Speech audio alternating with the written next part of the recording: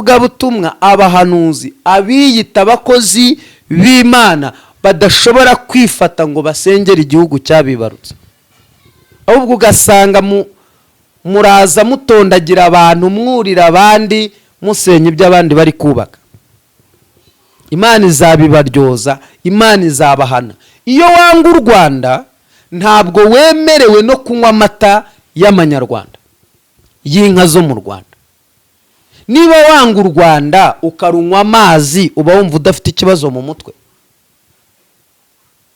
Niba wanga u Rwanda ukifuza kurya ibyeze mu butaka cyangwa se umwero w'u Rwanda, uba wumva utaravangiwe. Ntabwo watunga amafaranga y'u Rwanda mu gihe urwanga. Mu yandi magambo Bibiliya iravuga ngo wubahe so na nyoko kugira ngo ubashe kuramira mu gihugu Uwiteka Imana yawe iguha. Bisobanura iki? Inka zawe nibwo zizakamwa, zizakamirwa he? Ni ku butaka bw'igihugu cyawe. Impamvu wubahe so na nyoko kugira ngo ubashe kuramira mu gihugu Uwiteka Imana yawe iguhaye. Ahangaha ntabwo ari ngombwa ko ngira abakunzi. Ibyo tuvuga byose ntabwo bituzanira abadukunda, hari nubwo bituzanira abatwanga. Ntabwo rero ngewe ndi hano guhamagara abakunzi, nta nubwo ndi hano guhamagara abanyanga. Ndi hano kuvuga ikindi ku mutima. Rero ibyabaye byarabaye kandi byararangiye. Dufite icyizere cy'ubuzima cyo kubaho. U Rwanda rwapfuye rimwe rizima, ntabwo ruzongera gupfa. Twavuye mu mva ntituzasubiramo. Bibiliya iravuze ngo uko imisozi yose igose i Yerusalemu, niko Uwiteka agota abantu be, uhereye none ukageza iteka ryose. Ntabwo rero dufite ikibazo cy'abatwanga, cy'abatwatsaho imiriro, aho tunyura muvuza induru mukomera. Dufite Yesu nk'umwami n'umukiza kandi yaraturwaniriye. Hari igihe mutubona kuri izi mbuga mukagira ngo turabaruru, turi impinja zivutse ejo zitazi ibyo zanyuzemo. Ntabwo ariko tumeze. Hari aho twatinze mutazi, tutaramenyana namwe. Tuba mu bintu mwebwe mutazi. Ari nayo mpamvu umuntu washinga idini, wakubaka imihanda, wakubaka banke, wakora ibiki, ariko wari ukwiriye gutaha. Ntabwo rero wari ukwiriye gukomeza usakuriza iyo mu mahanga, utesha abantu umutwe, ubiba abantu mu bwoba, wongera kubibutsa ko hari icyo uzabikoraho. Ntacyo wakora. Inama naguha no gutaha, ukaza tugasenga. Nimutahuke. U Rwanda ruraryoshye, ruratemba amata n'ubuki. Amahanga, abanyamahanga mubarebereho, barifuza guhabwa ubwene gihugu bw'u Rwanda. Ariko wowe nyiri kukivukamo uri iyo nuvuze ngo kariya kari gucinya inkoro. Kanani yanjye ni u Rwanda, Yerusalemu yanjye mbona none ni u Rwanda. Amasoko y'u Rwanda ngomba kunywa amazi y'igihugu cyanjye. Rero Imana niba yarahagaze kuri iki gihugu ntigisibwe ku ikarita, uyu munsi tukaba tugeze muri miliyoni 10 z'Abanyarwanda. Izo ni imbaraga. Shobundi hari wamamagara ambwira ngo se Theogene wabayeho umusirikare. Kuba umusirikare ntago ari uguterura imbunda. Niyo ntafata imbunda, nafata n'inkoni, ibyo birahagije. Kandi umuntu wongera kuntuka biraba bibi. Dukwiriye gukizwa tukibuka amateka igihugu cyacu cyanyuzemo, kandi tugasenga tukaba maso kugira ngo ibyabaye bitazongera. Abari kubihembera rero ntacyo mbijeje. Imana yaturinze kiriya gihe na n'uyu munsi iracyaturinze, kandi imbaraga zakoreshejwe kiriya gihe uyu munsi nibwo ziyongereye. Inama rero natanga nuko umuntu wese ugifite muri we ingengabitekerezo ya jenoside,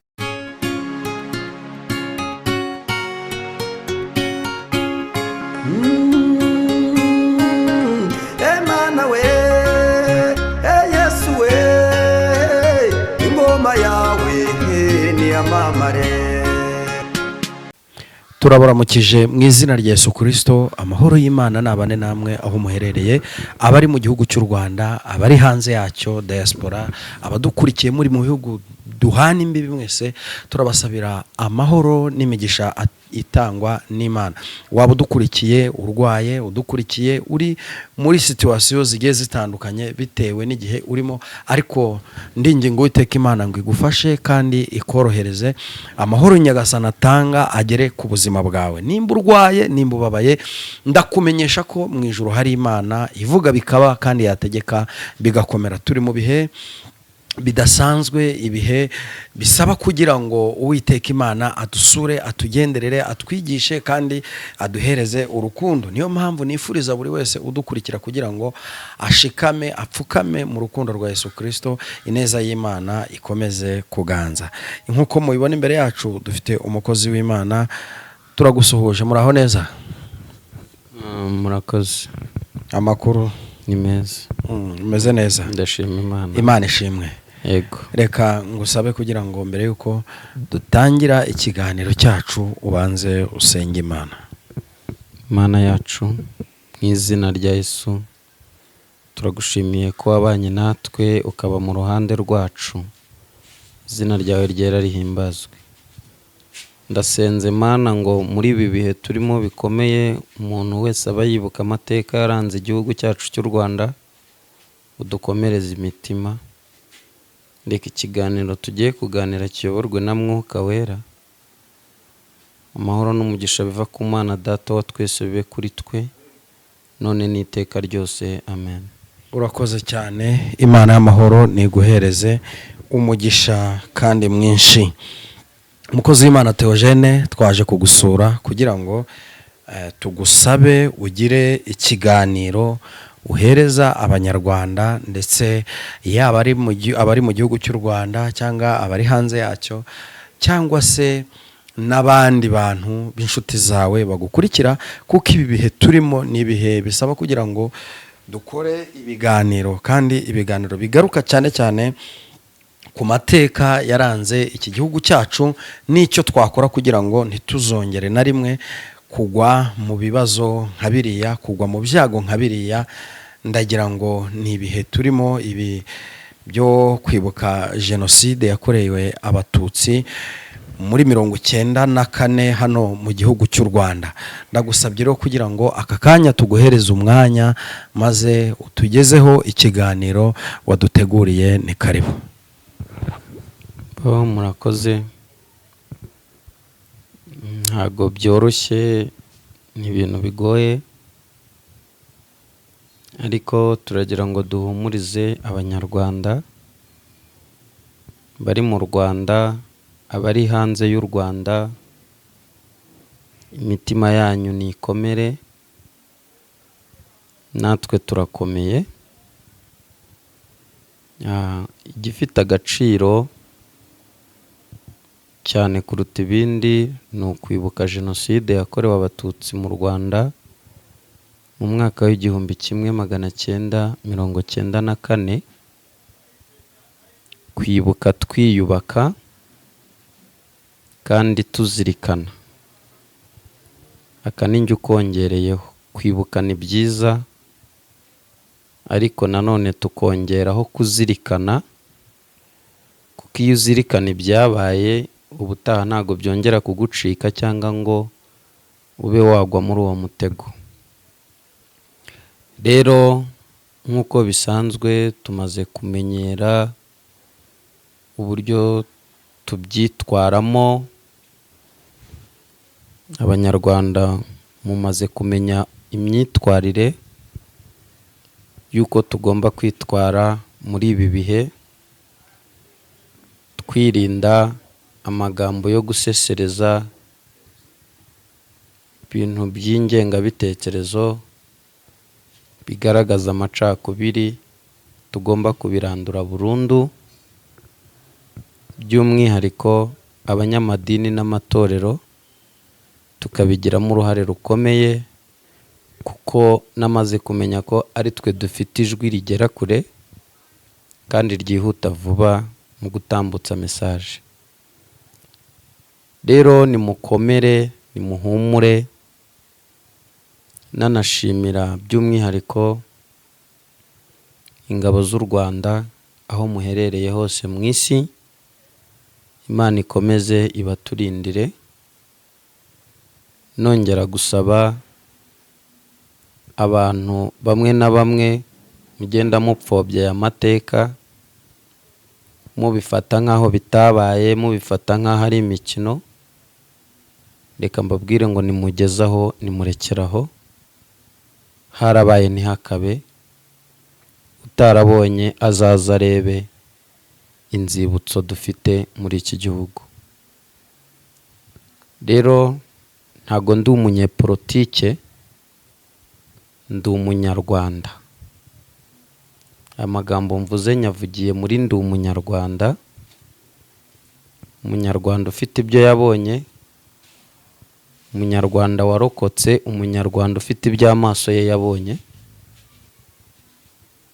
Nimvuga kurokoka ntumbaze ngo uri iki. Ndi umunyarwanda warokotse jenoside. Murakoze. Hanyuma ndagira ngo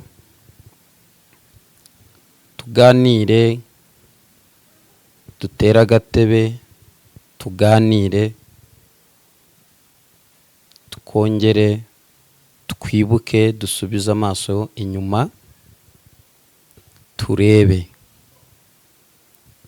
u Rwanda ruvuye he? U Rwanda rushibutse ku kihe giti? Nongere nibutse abari kuntuka,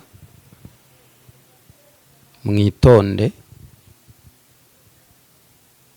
Ntago nzi icyo munziza, ariko nkunda kubabwira ngo umuntu wese uciriritse arwana intambara ziciriritse. Iki rero ntabwo ari igihe cy'ibitutsi, iki ntabwo ari igihe cyo gushotorana, ni igihe umuntu wese afite uko agomba kwitwara muri ibi bihe, kugeza ubwo Imana izashiraho iherezo ryabyo. Mu yandi magambo, dukwiriye guhumurizanya. Rero ndagira ngo tuganire ku ijambo ritoya. Ma telefone. Ijambo rigufiya ridufasha muri ibi bihe byo kwibuka.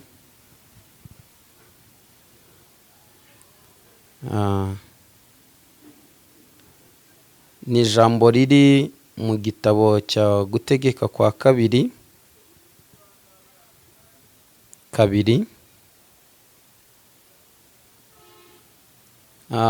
Bibiliya iravuze ngo urugendo n'intambara baboneye mu butayu.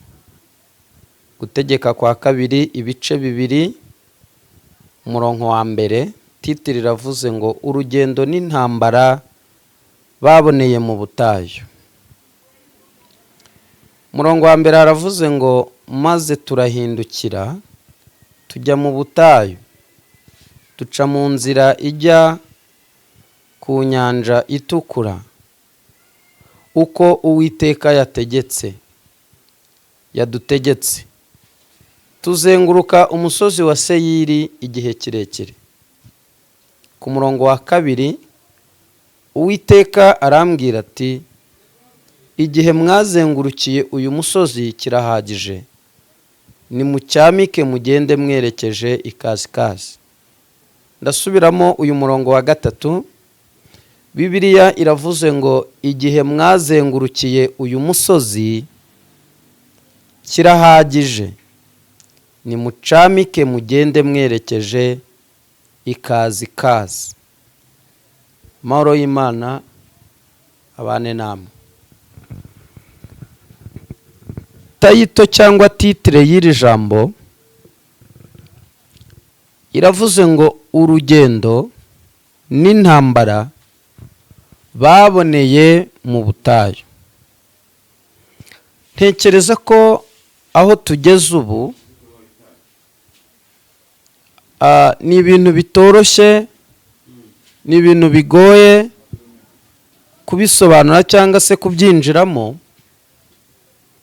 Umuntu wese yibuke azenguruka atazi ngo ni sangahe. Ubu ubutayu ni iki? Abahanga baratubwira ngo ni ahantu hatagira amazi, hatagira umuriro, hadatuye abantu. Ubwo ni ubutayu bumwe. Ariko naje gusanga mu ihishurirwa ryanjye nasanze umuntu nawe ubwe agira ubutayu bumubamo. Hari ubwo umuntu yisanga mu butayu ukibaza impamvu wavutse, kuki navutse, kuki nasigaye. Aho umuntu yireba akabona arutwa nuko ari we wakagombye kuba atakiriho. Ibyo ni ibimenyetso by'ubutayu. Ariko ku murongo wa 3 Bibiliya iravuze ngo igihe mwazengurukiye uyu musozi kirahagije. Mu yandi magambo bisobanura ko imyaka yose umaze uzerera mu butayu, umeze nkaho uri mu buzima budafite ishusho,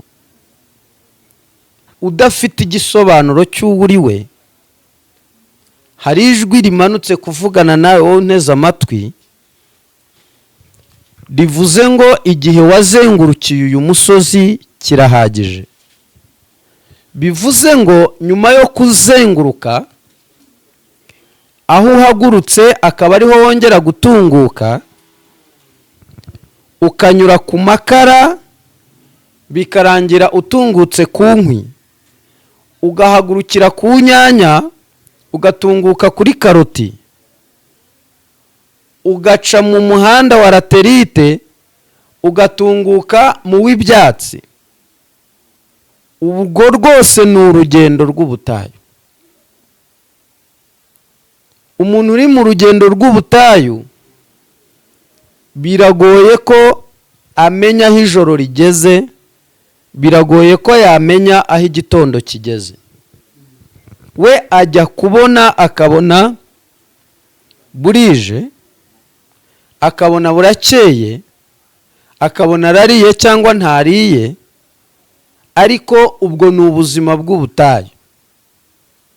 Rero ntago shaka kuvuga ku butayu buri inyuma y'uburi mu muntu. Umuntu agira ubutayu bubiri. Ubutayu ni bwinshi, ariko umuntu agira ubutayu bubiri.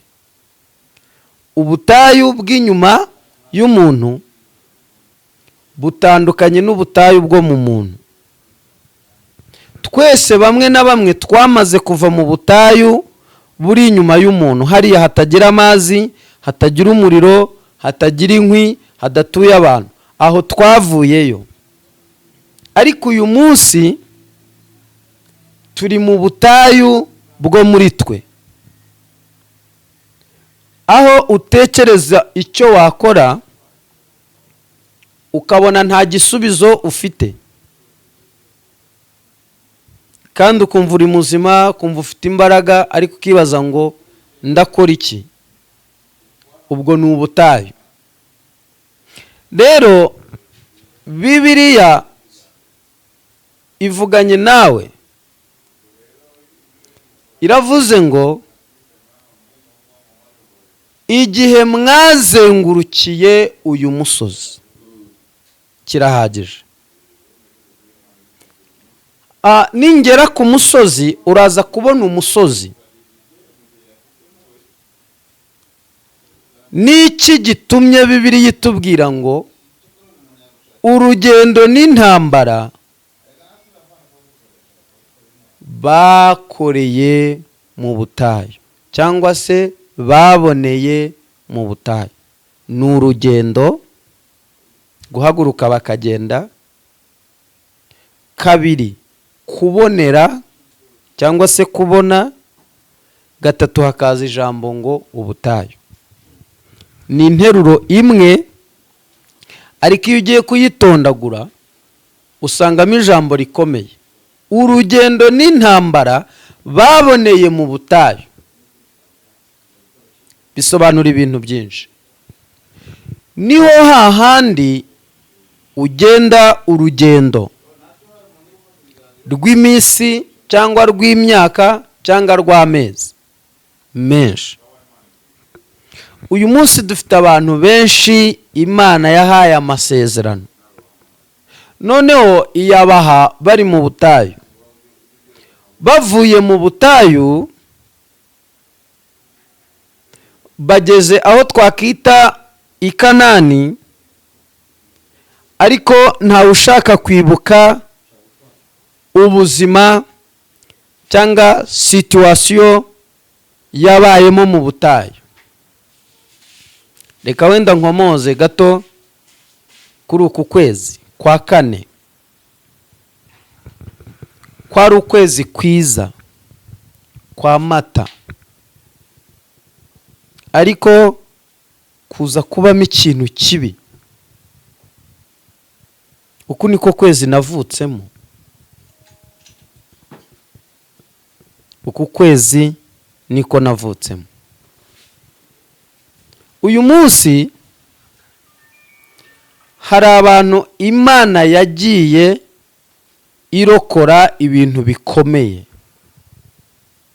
ariko ntibashaka kwibuka no kuzirikana aho Imana yagiye ibanyuza.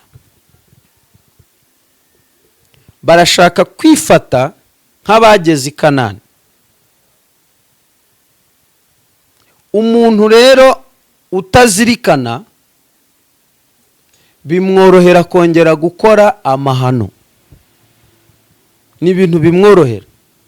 Ariko umuntu wibuka yarangiza akazirikana, gukora icyaha biramugora. Kwifatanya n'abakobanyi biramugora. Uwo ni umuntu utazirikana. Kugambanira igihugu biramworohera. Kukivuga nabi biramubangukira. Uwo ni umuntu utazirikana. Ariko umuntu uzirikana byakugora kumugusha mu mutego, byaguhenda kumugusha mu cyaha, byagutwara ibihe bigoye kugira ngo ugere ku ntego ye. Rero ndasaba abakristo twibuke, tubundabunda, turara aho bwije, imvura imeze nabi, nta muntu wumva afite ibyiringiro by'ubuzima. Ndatangariza wowe ufite intimba, agahinda n'umubabaro n'ishavu, Uwiteka avuganye nawe muri aya magambo ngo igihe wazengurukiye umusozi kirahagije. Hanyuma ngo niduhaguruke ducyamike. Ntago batubwiye guterera, nta nubwo batubwiye kumanuka. Bibiliya yavuze ngo nuko noneho igihe mwazengurukiye uyu musozi nimuhaguruke mucyamike, mugende mwerekeje ikasikazi. Ikasikazi naho warokokeye ikasikasi ni hariya washibukiye, ikasikasi ni hariya wageze umuntu akaguhisha, ikasikasi ni hariya wageze umuntu akaguha amazi kuri ka kuka ka nyuma. Ariko bamwe muri aba nibo bahindukira bavuye mu butayu bararokotse, Imana yarabarokoye, FPR itanga imbaraga z'umurengera, igihugu gitanga ibitambo kugira ngo uyu munsi uburi uyu tubona. Uyu munsi hari ibintu warebaga ukareba umwijima, umuntu wese agenda yikandagira, ariko uyu munsi iyo urebye amatara ku muhanda ubona kasikazi. Iyo ubonye inganda mu cyanya cyazo ka free zone hariya mu karere ka Gasabo, ubona ko byibura u Rwanda dufite agasozi kitwa kasikazi. Iyo urebye downtown ukareba Nyabugogo, ukareba ibibuga by'indege, ukareba uburyo u Rwanda tugenderwa n'amahanga akomeye, ukabona idarapo ry'u Rwanda mu bindi bihugu, ukabona ingabo zijya gutanga umutekano, ubona ko u Rwanda Imana yakoze ikintu gikomeye, natwe twageze ikasikazi. Ariko kwibagirwa ko hari urugendo rukomeye twakoreye mu butayu, duhungira i Burundi n'amaguru, abandi bajya Tanzania, abandi bajya muri Kongo. Umuntu akibaza ngo ese Mana, birashoboka ko nzongera kunywa amazi mu Rwanda? Birashoboka ko nzongera kubona bene wacu? Birashoboka ko nzongera kwibona ndi mu gihugu? Ariko uyu munsi turashimira Imana yakoresheje RPF inkotanyi. Ntago jewe ndi hano gushimisha abantu, izo ni imvamutima zanjye, kuko nubwo nari muto, ko nari mfite jenoside yabaye mfite imyaka 9. Urumva umwana w'imyaka 9 hari ibyo nabonye n'amaso yanjye, aho ubona ukabona umwana baraje baramutwaye bakamukura mu bandi bakamujyana kumwica, ukabona eske uriya mwana batwaye ni iki? Umuntu akazira icyo atahisemo, icyo atahamagaye, icyo atagizemo uruhari, akakiryozwa. Kwitwa umututsi mu Rwanda byabaye icyaha. Uribaza icyo gihe hari habaye iki? Niki cyari cyabaye? Ariko uyu munsi bamwe barifata mu magambo yanyu, bamwe na bamwe muvuga kuri izi mbuga nkoranyambaga, ugasanga umuntu arashaka guhembera ingengabitekerezo ya jenoside. Wamugenzura ngo ni pasiteri, ni umuhanuzi, ni umukozi w'Imana, ukibaza umukozi w'Imana utinyuka kwita undi interahamwe cyangwa se ikindi kintu runaka. Nyamara uzi ubwenge yari akwiriye kureba. Ntago nagize amahirwe yo kwiga kuko ntibyari no kunshobokera bitewe n'aya mateka cyangwa se na situation. Ariko tumaze kumenya ukuri, tumaze gusobanukirwa umunyarwanda niki, umunyarwanda ni ubunyarwanda, ni indangagaciro na kirazira by'umunyarwanda. Ntabwo rero jewe, ntabwo nemera ko umuntu yari akwiriye gupfa kubera ko afite inka nyinshi, kubera ko afite imitungo, kubera ko afite ubwenge bwinshi, kubera ko izuru rye ritabwataraye ngo napfe. umuntu akazira uko aforomwe akabiryozwa. Iyi mbaraga rero Satani yabibye mu bantu kugera kuri uru rwego. Uyu munsi abantu bamwe muri mwe mudukurikiye muri iyo mu mahanga na hano mu gihugu mutabyerekana, ariko mukabihemberesha imirimo mukora. Mwari mukwiriye kuba mukizwa. Ndashimira by'umwihariko abantu bagize umutima ukomeye wo kubabarira ababiciye. Niba hari ikintu kigoye, njyewe abishe papa nababariye ntabazi,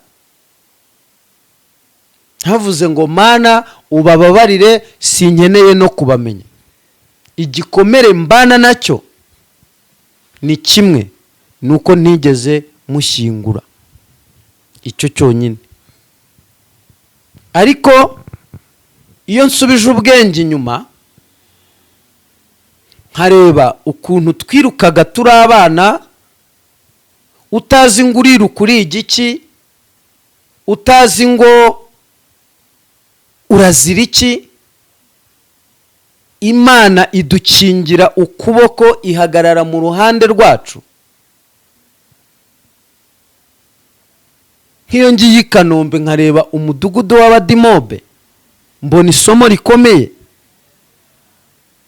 Iyo twagize ibirori nk'umunsi mukuru w'ingabo, hariya wakagombye kuhakura isomo rikomeye, aho ubona makajorite mu magare abana b'abahungu batakaje ingingo zabo, batakibana nazo kubwo gukunda iki igihugu. Ariko urifata ugaca ruhinga ukajya inyuma y'ishyamba aho ngaho, ukigobeka ahantu ugakora utuntu tw'udukoryo twawe twihariye. Nyamara reka nkubwize ukuri, ntabwo ari uko byari bikwiriye kuba bimera.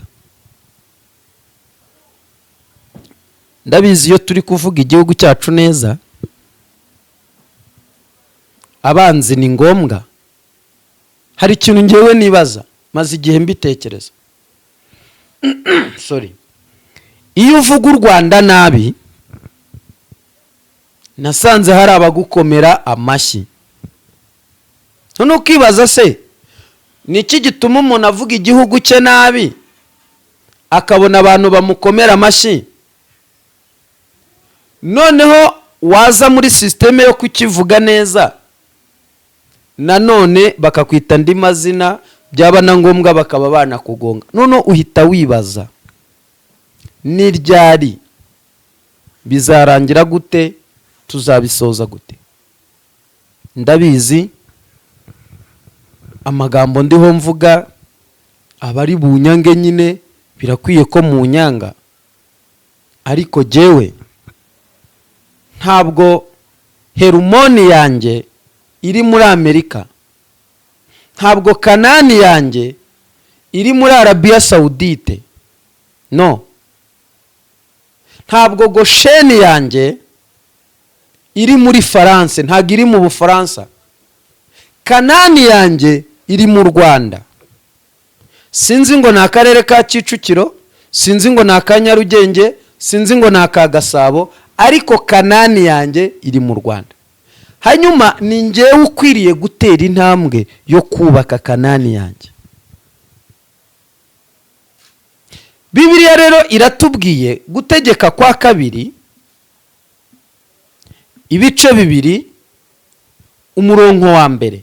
Bibiliya yavuze ngo erega igihe mwazengurukiye uyu musozi kirahagije, urugendo n'intambara baboneye mu butayu. Nari umwana utari mukuru ku myaka yanjye 9, ariko tocaringi y'abatutsi itangira mu myaka yanjye. Narabirebaga ndi umwana. Kuko nari nturanye n'ikigo cya gisirikare ka Mukamira hariya, tujya kureba uko bitoza turi abana. Urumva imyaka 9 ntacyo nabonye, kuko twajyaga gusaba umuceri hariya ka Mukamira. mu cyahoze ari komine Mukingo kera. Hariya niho mu rugo, niho ku ivuko. Abantu bazi umugabo witwa Rwishyura Pruneri wo kuri Busogo wacuranze inanga ya Rwanyonga na Rwabugiri, abo nabo mu gisekuru iwacu hariya. Ariko uyu munsi ntabwo umukristo wamenye Yesu, wakiriye Yesu Kristo nk'umwami n'umukiza, yarakwiriye, ntabwo yarakwiriye kuba akirangwa n'ingengabitekerezo ya jenoside. Bishatse kuvuga ngo hari ibintu byaheze mu bantu kudatekereza, kereka udafite amaso areba. Aho ureba ukavuga ngo iyi ni Kigali mbona ya mbere ya jenoside, abo ni abafite amaso areba, bagifite mu mutwe hazima, batarononekara, nibo ndi kuvugana nabo. Ndibuka rimwe njyewe 12:00 nabaga nageze mu nzu, ariko uyu munsi umuntu arava akabuga n'amaguru akarara agenda n'akazi ke, yashaka akaruha kegamira itara, kuva Kigali kugera Rubavu na amatara, Kigali Gicumbi na amatara, Kigali Muhangwa na amatara, deni ariko wakata wareba umuntu agatinyuka agafata ipensi akajya gucukura za nsinga akazikata, yarangiza akazijyana ku nyuma kuzigurisha. Usenya, abandi bararwana no kubaka, wowe ukarwana no gusenya. Kasikasi yawe rero ntabwo ari wowe wari ukwiriye kuba uyisenya, ahubwo ni wowe wakagombye kuba uri kuyubaka. Impamvu mvuze kasikasi, Bibiliya yavuze ngo noneho nimucyamuke, nimuve muri ayo mashyamba mutahe, nimucyamike mugende mwerekeje ikasikasi. Ahantu u Rwanda rugeze ufite amaso areba, uri umunyarwanda muri wowe, ufite ubunyarwanda mu maraso apana ku munwa, wari ukwiriye kuba wubaka kasikasi yawe. Ndanenga abantu bibagirwa vuba, bakibagirwa ahantu Imana ibakuye, bakibagirwa ahantu igihugu cyacu kivuye, bakibagirwa amateka, bakibagirwa imbwa zimoka, impinja, amajwi y'impinja n'amajwi y'abana bibisikana mu kirere, wumva umwana arira nyina yagiye cyangwa yapfuye, wumva imbwa imoka, wumva imipanga ivuza induru, wumva amafirimbo. Ariko uyu munsi ugashaka kongera ko ibyo bintu ukabitunga muri wowe, ukabyorora, ukabana nabyo. Ibi bintu bizaguhitana, bizakugiraho ingaruka. Ndasaba abakristo bavutse ubwa kabiri, bemera ko Yesu Kristo ari umwami n'umukiza mu bugingo bwabo. Twari dukwiriye guhamagara Mwuka Wera w'Imana akaduha imbaraga zo kubabarira, kandi Imana ikadukiza ibikomere. Hanyuma twarangiza tukibuka, twiyubaka kandi tuzirikana, kuko kuzirikana nicyo kizatuma ibi bintu bitongera. Uzarebe iyo wakubitiwe ikintu runaka, icyaha runaka, ukazirikana ko icyo kintu wagikubitiwe, ubutaha kugikora birakugora kuko uzi ko wagikubitiwe. Ntekereza ko ni hakeya kuri iyi si idarapo ry'u Rwanda ridashinze. Niba mbivuze neza simbizi. Ntekereza ko ni hakeya kuri iyi si idarapo ry'igihugu cyacu cy'u Rwanda, ni hakeya tudafite ambasaderi uhagarariye u Rwanda. Rero iyo tuvuga ngo u Rwanda rwarashibutse, ntabwo ari ugushibuka ko kubyara gusa ngo Abanyarwanda bongere bororoke. twarashibutse tugera ku rwego bamwe mutabona, twarashibutse turenga imbibi, twarashibutse turenga imipaka tugera ku yindi migabane. Aho ugera mu Buhinde ugasanga ambasaderi w'u Rwanda mu Buhinde, wajya mu Bushinwa ukamuhasanga, wajya muri Amerika ukamuhasanga, wajya mu Bufaransa ukamuhasanga, n'ahandi hagiye hatandukanye, kugeza ubwo twihaza ku mutekano tugasagurira n'ibindi bihugu bidukikije. Iyo ni intsinzi ikomeye yakagombye gutuma ugira confidence ikomeye ukavuga ngo Rwanda woye, Rwanda songa mbere, hauwezi kurudi nyuma. Ariko abantu murifata, mukifatanya n'ibipinga, mukifatanya n'abanzi b'igihugu, mukakora ibyo mushaka kubera inda nini, indonye. Ariko ukambuka ngo ugiye kubwiriza, ukagenda ngo harabo ugiye gusengera n'ibindi, umuntu akiyorosa Bibiliya agiye gukora amabara. Hanyuma Imana nayo iravuze ngo ibyo byose murabikora nk'abihorera, mukibwira yuko mpanywe namwe rwose. Umuntu wongera kuntuka akongera kuntukira muri ibi bintu, ndagushikiriza inkiko, ndakujyana mu butabera baguhane. Twabonye amateka, ntabwo ibyo mvuga nge mbihimba mu mutwe. Bigogwe Abatutsi barapfuye, Mukamira barapfa, Gisenyi niho narindi barapfuye, mu cyahoze ari komine Mutura. Uhakana rero ko Abatutsi batapfuye yarakwiriye kubibika muri we, ntago yarakwiriye kubizana kuri izi mbuga mbona. Hanyuma se iyo twibuka tuba turi muri anniversaire, muba mubona ari ibirori bishimishije? Uku ni ukwezi kw'ibikomere, iki ni igihe cy'amateka u Rwanda rwanyuzemo. Turashimira Imana igenda itwomora ibikomere. Hashimwe Yesu utaradutereranye ngo aduhane mu maboko y'abatarakebwe, kuko n'ubundi ntego nuko twagombaga gushira burundu. Ariko turashimira Uwiteka wabaye mu ruhande rwacu. Ngana ku musozo, hari ubwo mvuga nyine mfite umubabaro, harimo n'agahinda, birumvikana. Ibi bikomere bizakira burundu. Abaruhutse muruhukire mu mahoro.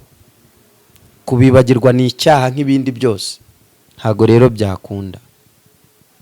Uwabuze batanu n'uwabuze umwe, umuntu yabuze abantu, umuntu wese wabuze abantu, ihangane, komera.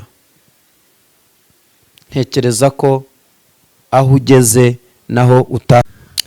Rero ntago mfite ibintu byinshi byo kuvuga. Ubundi ubu ni nkaho, ariko iyo mvuze ndaruhuka, n'undi wese haravuga akaruhuka. Imana yarahabaye, Uwiteka yaraturengeye, yabaye mu ruhande rw'abasenga n'abadasenga. Ngana ku musozo, ntabwo rero twari dukwiriye kwitura Imana gusambana, kwitura Imana ubusinzi, kwitura Imana gushinyagura, kwitura Imana kwivuruguta mu bidafite umumaro. Twari dukwiriye kwibuka ko Uwiteka waturokoye urupfu rukomeye mwene aka kageni, azaturokora iteka ryose. Ndahumuriza by'umwihariko ababuze ababo, imfubyi, abapfakazi, abatagira shinge na rugero.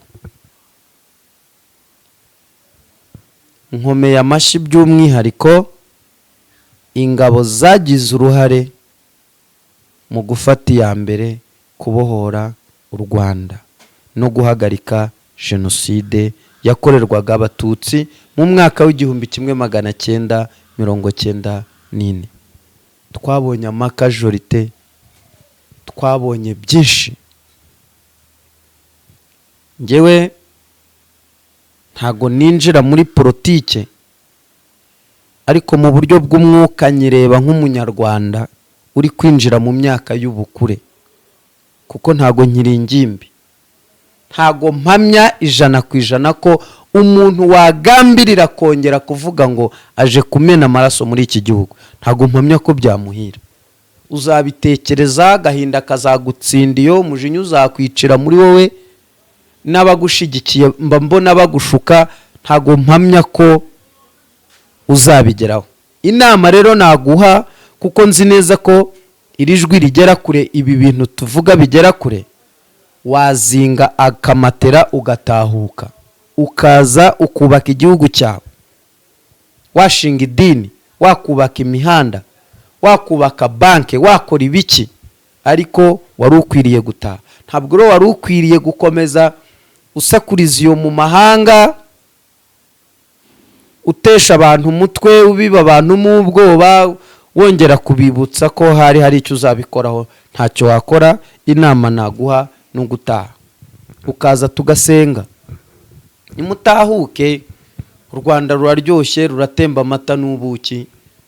Amahanga, abanyamahanga mubarebereho, barifuza guhabwa ubwene gihugu bw'u Rwanda. Ariko wowe nyiri kukivukamo uri iyo nuvuze ngo kariya kari gucinya inkoro. Kanani yanjye ni u Rwanda, Yerusalemu yanjye mbona none ni u Rwanda. Amasoko y'u Rwanda ngomba kunywa amazi y'igihugu cyanjye. Rero Imana niba yarahagaze kuri iki gihugu ntigisibwe ku ikarita, uyu munsi tukaba tugeze muri miliyoni 10 z'Abanyarwanda. Izo ni imbaraga. Shobundi hari uwamamagara ambwira ngo se Theogene wabayeho umusirikare. Kuba umusirikare ntago ari uguterura imbunda. Niyo ntafata imbunda, nafata n'inkoni, ibyo birahagije. Kandi umuntu wongera kuntuka biraba bibi. Dukwiriye gukizwa, tukibuka amateka igihugu cyacu cyanyuzemo, kandi tugasenga, tukaba maso kugira ngo ibyabaye bitazongera. Abari kubihembera rero ntacyo mbijeje. Imana yaturinze kiriya gihe na n'uyu munsi iracyaturinze, kandi imbaraga zakoreshejwe kiriya gihe uyu munsi nibwo ziyongereye. Inama rero natanga nuko umuntu wese ugifite muri we ingengabitekerezo ya jenoside yarakwiriye kuyiruka, akayihandura, ikamushiramo. Rero abanyandikira ngo wivanga ijambo ry'Imana na politike, ntago Imana irwanya politike, nta nubwo politike irwanya Imana. Ni ibintu byuzuzanya. Nta mahoro ntimwasenga. Iki mukimenye, mubanze mugisevinge mu mitwe yanyu. Tudafite amahoro nta mutekano. Ibi muza mutubwira ngo Imana irabatumye, muturisha abantu kuva saa 11 za mu gitondo kugeza izijoro, nuko dufite umutekano.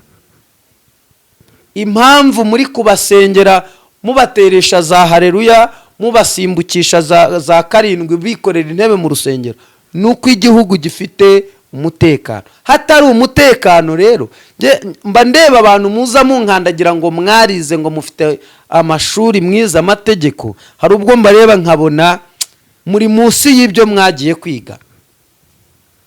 niba igihugu kidafite umutekano, deliverance ubuhamagarira abantu wayikorera hehe? Mu gihe igihugu cyubatse nabi, amaturo uba waka abantu bayakura hehe? Rero byose ibi byose muba mwigira nuko igihugu cyubakitse muri systeme y'umutekano. Ubwo niba mvuze ngo ndashimira ingabo na polisi n'inzego za RIB mu rwego rwo gucunga umutekano, aya magambo ndi kuyavuga gutya nuko dufite umutekano. Ariko mu gihe wakumva ngo mu majyepfo biri gutogota, amajyaruguru birabira, Nyagatare biri gusakuza, ntabwo aya magambo wayavuga. RDF imyaka yaransize,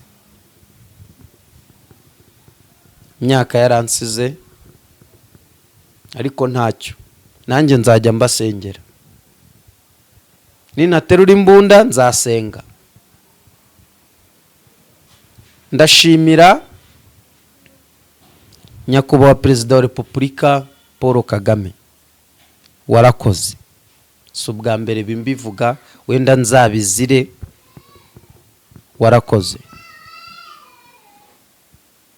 warakoze.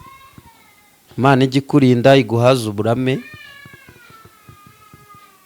nge ngufata ukwanjye, ngufata nk'umucunguzi, ngufata nka Mose.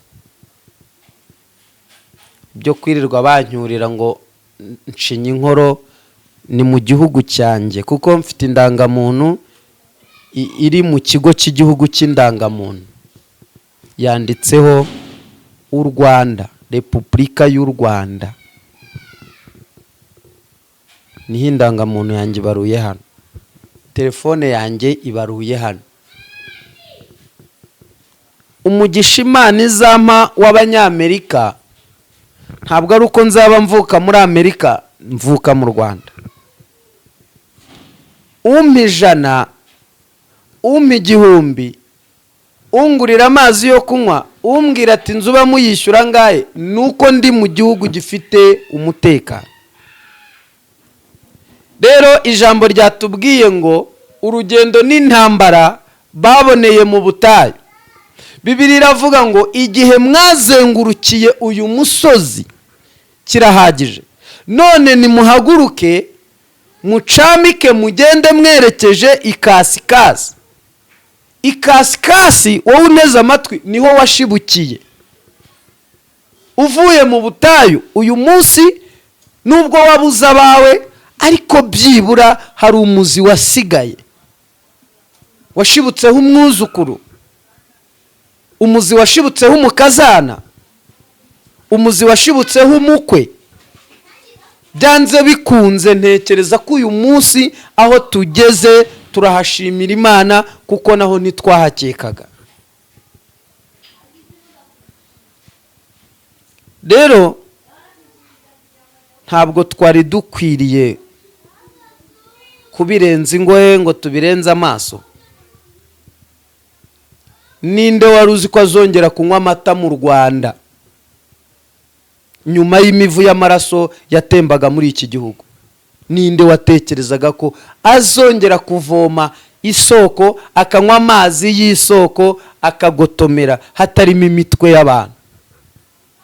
None igihugu kiratunganye, abantu batakaje imbaraga bacyubaka, nawe iyo uherereye ngo urashaka kuza kugira ibyo wangiza, ntago byaguhira, ntago byagukundira. Ndanenga abapastori, abavugabutumwa, abahanuzi, abiyita abakozi b'Imana badashobora kwifata ngo basengere igihugu cyabibarutse. Ahubwo ugasanga muraza mutondagira abantu, mwurira abandi, musenya ibyo abandi bari kubaka. Imana izabibaryoza, Imana izabahana. Iyo wanga u Rwanda ntabwo wemerewe no kunywa amata y'Amanyarwanda, y'inka zo mu Rwanda. Niba wanga u Rwanda ukarunywa amazi, uba wumva udafite ikibazo mu mutwe. Niba wanga u Rwanda ukifuza kurya ibyeze mu butaka cyangwa se umwero w'u Rwanda uba wumva utaravangiwe. Ntabwo watunga amafaranga y'u Rwanda mu gihe urwanga. Mu yandi magambo Bibiliya iravuga ngo wubahe so na nyoko kugira ngo ubashe kuramira mu gihugu Uwiteka Imana yawe iguha. Bisobanura iki? Inka zawe nibwo zizakamwa. Zizakamirwa he? Ni ku butaka bw'igihugu cyawe. Impamvu wubahe so na nyoko kugira ngo ubashe kuramira mu gihugu Uwiteka Imana yawe iguhaye. Ahangaha ntabwo ari ngombwa ko ngira abakunzi. Ibyo tuvuga byose ntabwo bituzanira abadukunda, hari nubwo bituzanira abatwanga. Ntabwo rero ngewe ndi hano guhamagara abakunzi, nta nubwo ndi hano guhamagara abanyanga. Ndi hano kuvuga ikindi ku mutima. Rero ibyabaye byarabaye kandi byararangiye.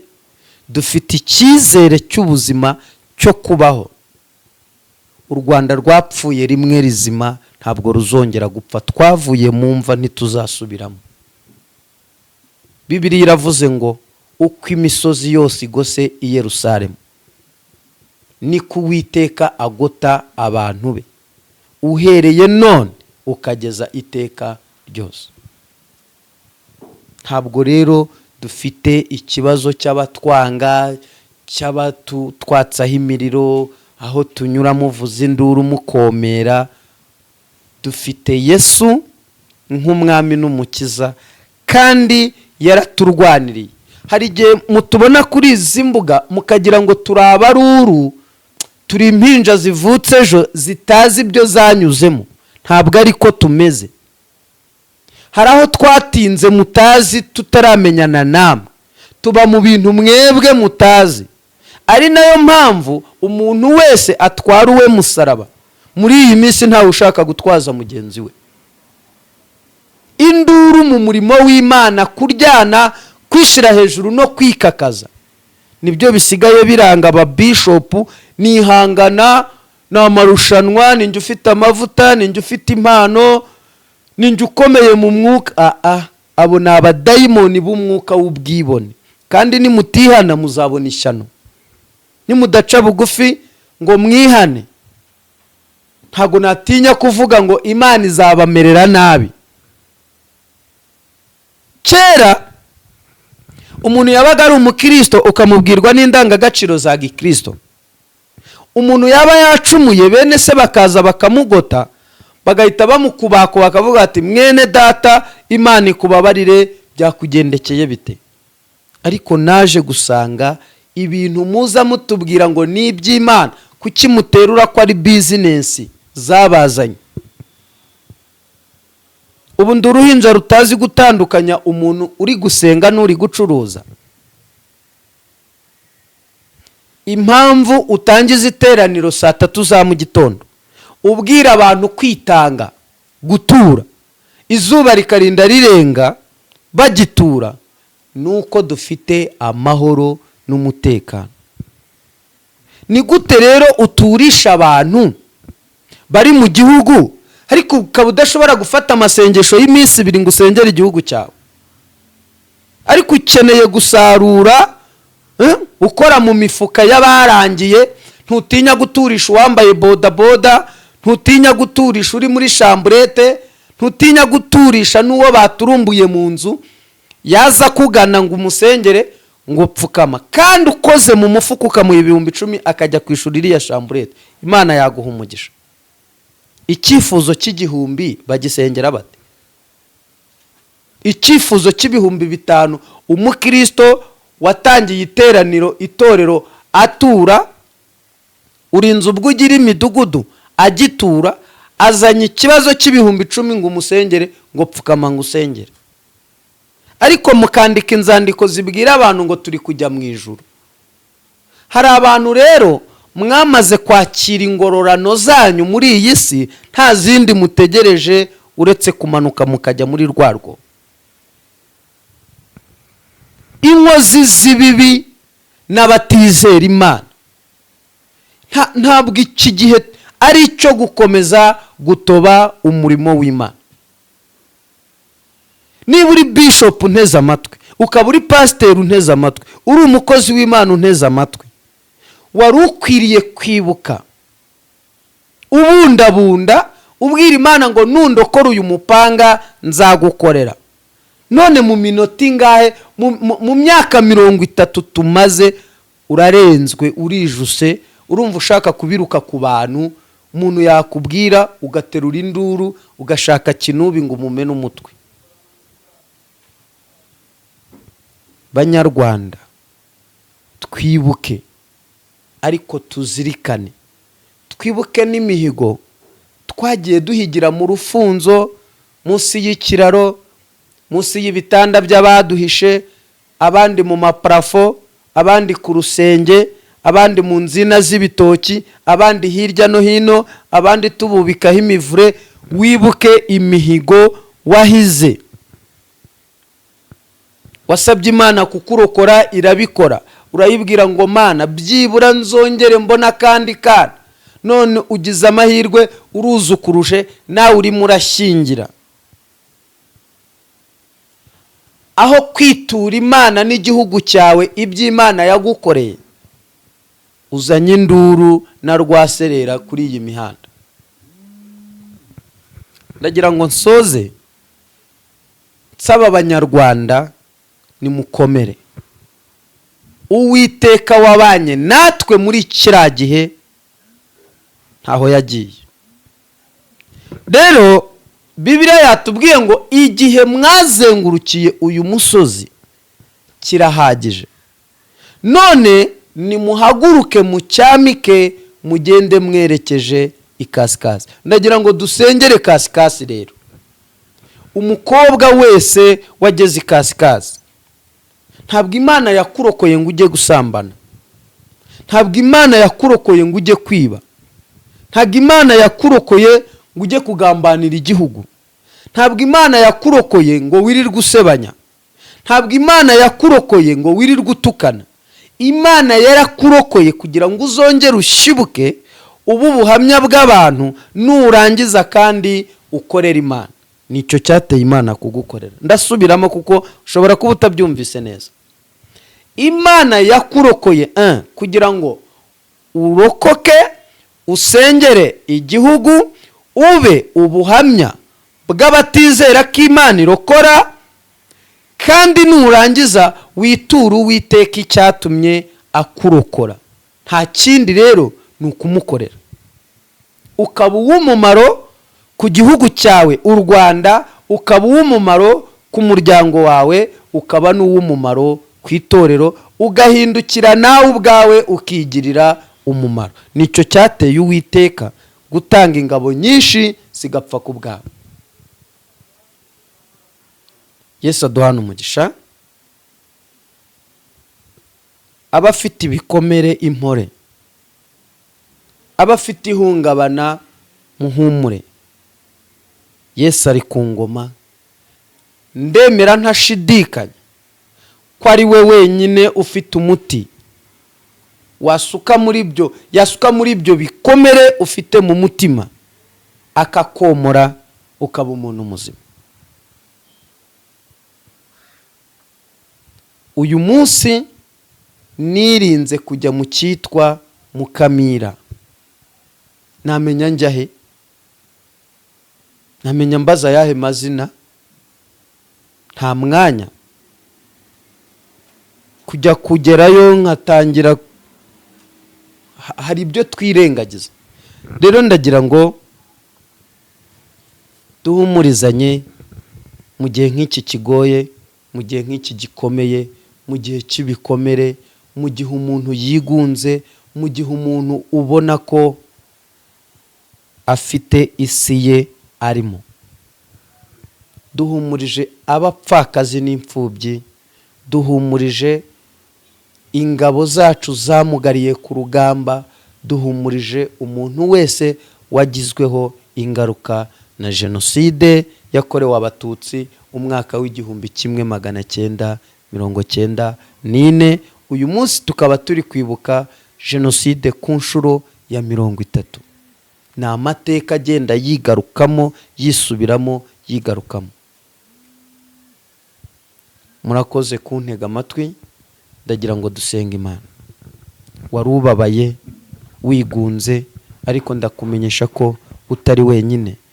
Ijambo rirakubwiye ngo noneho igihe wazengurukiye uyu musozi, waba ari umusozi w'ubushomeri, waba ari umusozi w'ubupfubyi, waba ari umusozi runaka, ntago ndi muri mudu yo gusobanura imisozi, tuzayisobanura ikindi gihe.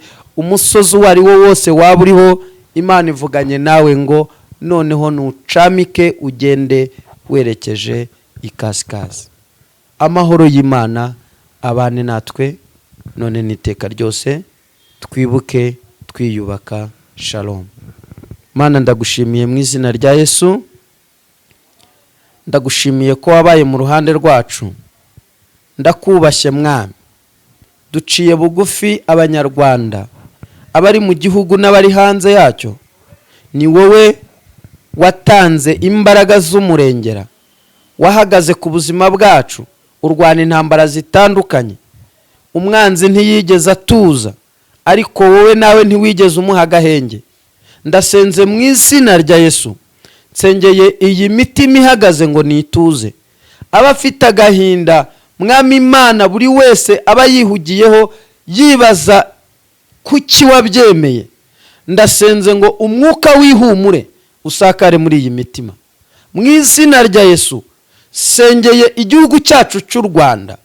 Mana, wongere wibutse Abanyarwanda urukundo, utwibutse. Nibyo koko turi mu gahinda gakomeye, kuko twabuze abacu, twabuze Abanyarwanda, twabuze imfura, twatakaje byinshi.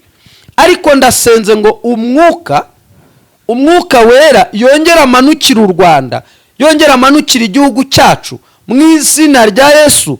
Abashaka guhungabanya umutekano badusubiza mu mateka yahahise, ukuboko kwawe kubasange, kubagenderere, kubaha agakiza. Abafite imitima mo hano mu gihugu yabaye akahebwe, badashaka kumva no kumvira, ineza yawe ibasure. Sengeye imitima ibabaye, aba ari wowe wonyine wo kuyidendezamwo amahoro. Abumvira isengesho mu izina rya Yesu basubizwe mu imbaraga, basubizwe mu intege. Turacyafite ibyiringiro by'uko iyi giti cyatemwe cyongera kigashibuka, kikagira amababi nk'aya mbere n'imbuto nk'iza mbere. Urakoze Mwana. Sengeye abantu badukurikirana ku Iriba ry'Abera TV, kuri Shalom TV n'ahandi hatandukanye.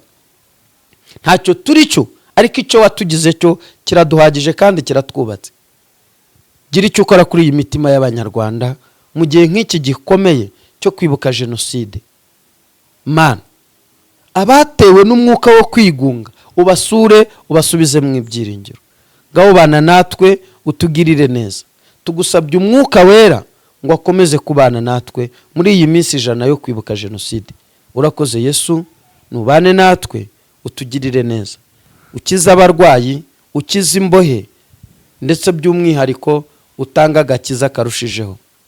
Sengeye abapastori, abashumba, abayobozi b'amadini n'amatorero. Mana, ngo umwuka wera akomeze gutanga ubwenge n'ihumure muri izi nsengero mu izina rya Yesu. Amen.